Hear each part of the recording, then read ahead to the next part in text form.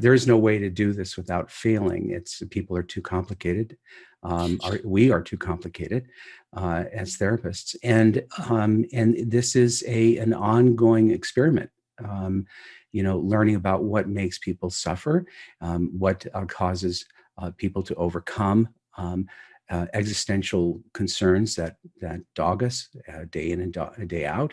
Why do we pair bond? What's the history of that? What are our primary directives as human primates?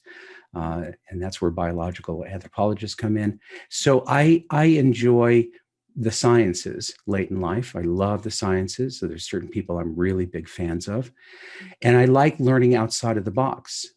It turns out that we can only learn so much from our own field. We have to look to magic. People who do magic, magicians know a great deal about how the brain works. Con men, con women know a good deal about how the brain works, right?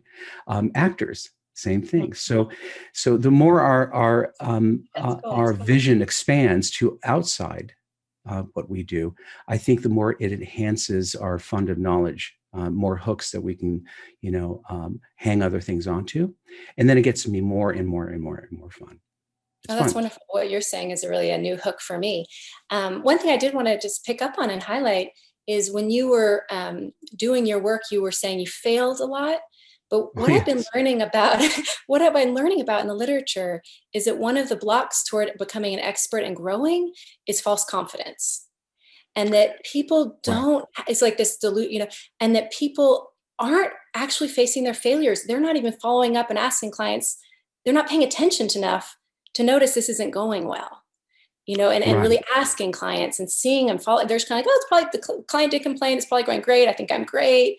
And all the research, that shows the people that are like, yeah, I'm a great therapist. It's like, actually, it's like reverse correlated with actual results, And so I'm just curious about like, how do we confront our failures? Is that getting feedback? Is it asking clients more? Is it videotaping like you were doing? Or like, because it's so easy to just not want to look at them, but then just to kind of then create our whole practice. So we're not really looking at our growth edges, if that makes sense. Yes, it does. I think some of it has to do with leadership. Teachers, our teachers orienting students towards failure and doing postmortems. That's what we do in medicine, right? Yeah. We do a postmortem. We learn from what didn't work, and we put something in place for the next time. The nice thing about videotaping, which I, now in COVID, I still do, but I don't use them any longer for research. I don't keep them.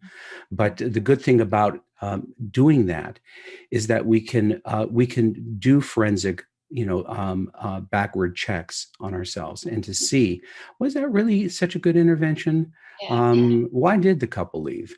What was that really like? What did your face look like? What did your voice sound like? Did it land the way you thought it would? And that's painful. It's really painful. But it's the kind of thing where you start to fall out of love with yourself and you fall in love with the field, the work, the music, right? You're doing it for the music. You're not doing it for yourself. You're merely an instrument.